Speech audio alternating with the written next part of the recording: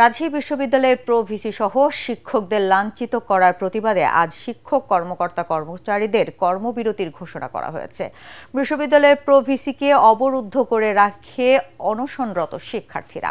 এর আগে বিশ্ববিদ্যালয়ের পোষ্য কোটা বাতিলের দাবিতে অনশনরত শিক্ষার্থীদের সাথে শিক্ষকদের হাতাহাতির ঘটনা ঘটে। গতকাল বিকেলে ঘটনা ঘটে। এ সময় ক্যাম্পাসে উত্তেজনা ছড়িয়ে পড়ে।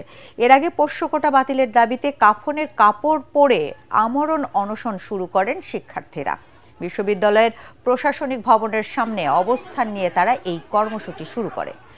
গত 18 সেপ্টেম্বর ভর্তি কমিটির সভায় শিক্ষক কর্মকর্তা ও কর্মচারীদের সন্তানদের শর্ত সাপেক্ষে পোষ্য কোটায় ভর্তির সিদ্ধান্ত নেয় বিশ্ববিদ্যালয় প্রশাসন।